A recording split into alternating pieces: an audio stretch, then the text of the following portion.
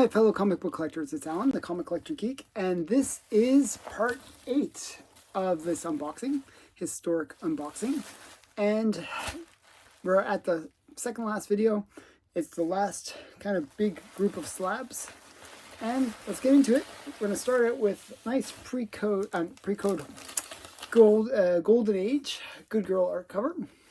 This is Sugar Bowl number 4. And I actually never heard of this series. However, I was searching Good Girl art comics from the Golden Age, and this one came up. And I was like, oh, that's an interesting series. And I kind of thought it was I like these skating covers. I thought, oh, I might as well pick it up. So I picked this one up. Yeah, I just thought it was a really cute one. I thought it was interesting that she had this sort of like silver in her hair and stuff. I thought that was interesting. And yeah, just a really great Good Girl art cover. I like the thin ice trope. I have a bunch of covers with that. And I just really enjoyed it. And it's Jeremy Fasano cover. Fasano, I think it's pronounced. Or Fasano, yeah. Is it M-O or N-O? Yeah. Fasano.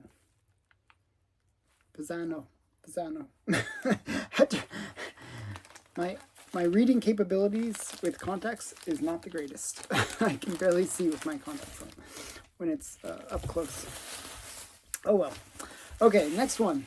Okay, so we go from Golden Age, Good Girl, to modern comics. And this is actually an interesting one. I like certain weird series on TV. And this is from Cartoon Network. This is Cartoon Network Presents number 1. And it's Dexter's Laboratory. This is actually the first appearance of Dexter's Laboratory. And I thought it was, a pretty cool comic. I think they're actually thinking of bringing back Dexter's Laboratory. So you never know. This could be a major key. But I just thought it was cool. I try to get all the different ones like Pinky and the Brain and Powerpuff Girls and all these kind of Cartoon Network series comics. So whether it goes up or not, that's not really important to me. I just think it's cool to have in my collection. A little bit of nostalgia for me.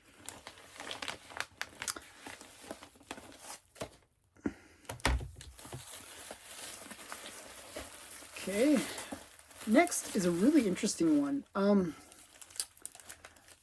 And I got it really cheap. I think I paid $40 for this. Pretty sure. I don't think I can get it out easily. This is another one of these Supergirl ones where it's a different Supergirl costume, but possibly the most sexy of the Supergirl costumes. It's like this sort of, I'm not sure what it's called, has a very open side panel to her costume. They just kept on playing with Supergirl's costume. So she went through so many costume changes. And I just thought this one was one of the more interesting ones. And so I figured, hey, why not? It was like $40. It's pretty low grade. It's like a 4 or 5. This is from 1971. And it's Supergirl in the Invasion of the Mermen. So interesting. So yeah, so that's that one. So if you watch the other unboxings, I got a bunch of Supergirl covers that just feature her different costumes. Okay, let's see if I can get this out.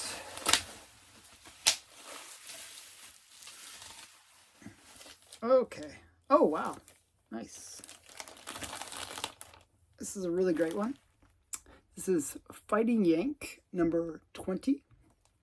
And this is just a great shark cover. I love shark covers. I think they're the greatest. When I was a kid, I used to always draw like Jaws, and he would eat people and stuff in my little cartoons that I draw.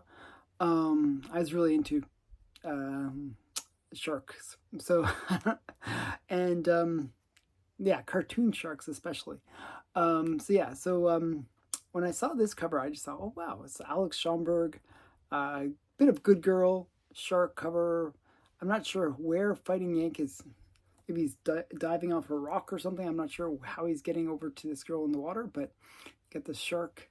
And the way that they draw sharks in the Golden Age is very interesting. I don't think sharks really look like that, but I think it's kind of cool.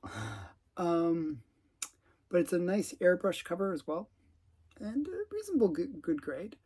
Yeah, so this is from 1947, and it's a nice Alex Schomburg shark cover. So I tried to negotiate with the guy, but he really wasn't willing to negotiate. So I paid. I think I paid a little bit. I paid a little bit more than FMV for this book because, but I really wanted it. So yeah, I thought it was a really cool one.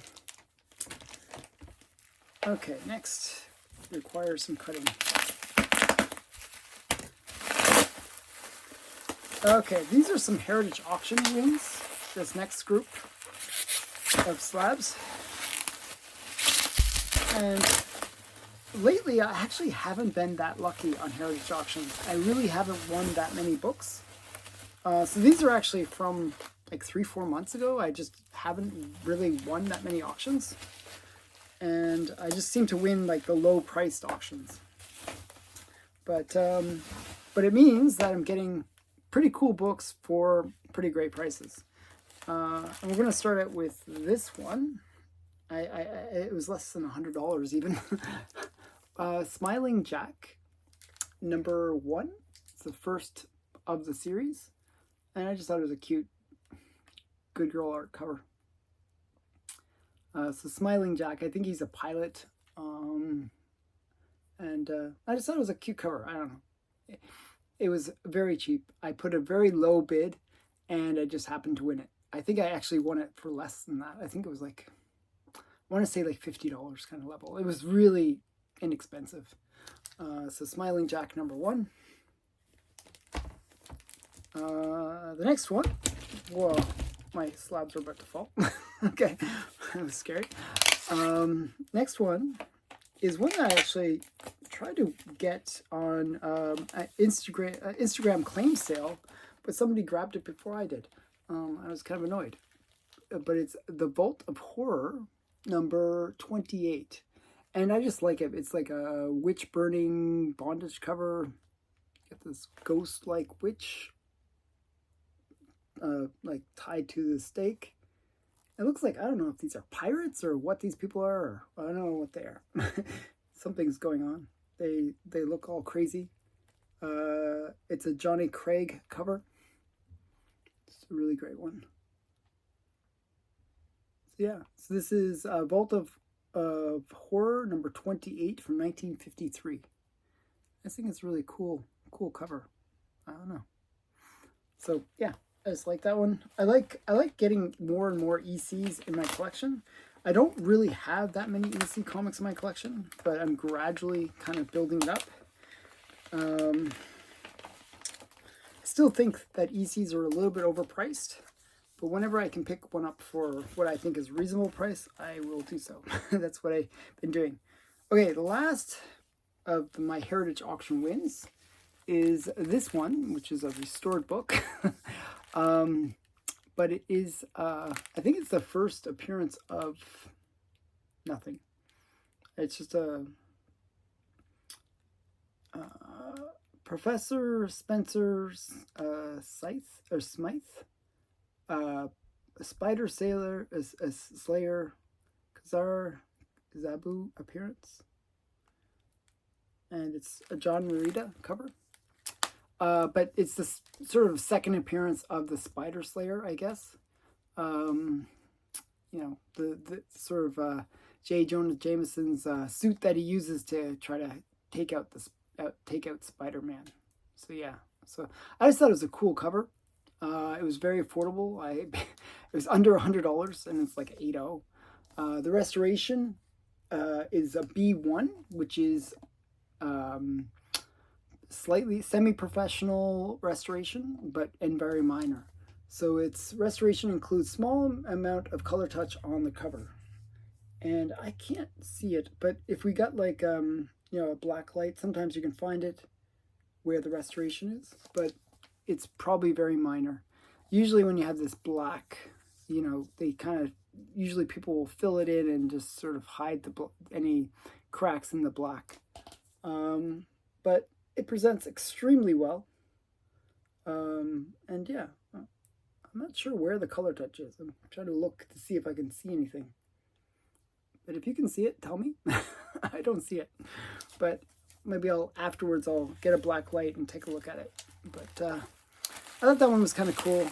I like these early ASM books. Okay, last one. And this is kind of one that was actually a really hot book. This book was so hot. And it actually, like, if you look at the curve on it, it's like one of those books, like, it's like flat and then boom, and then back down. So this one was really hot around the Spider-Man No Way Home movie. And the reason it was hot is it's sort of the time that the Sinister Six comes back into Spider-Man. They were sort of only really in Spider-Man Annual 1, and they came back in this book. So this is the Sinister Six. And because of the movie where they were kind of sort of saying that maybe the Sinister Six would play a major role in that movie, this book had sort of become hot because it's sort of like that more modern appearance of the Sinister Six. And you got them all on the cover as well. You got Doc Ock down here. You can barely, well, you can see him up here as well. You can see his little tentacles down here, and you can see the Hobgoblin and Sandman, Vulture, Electro. It's just a cool book regardless. Who did the cover?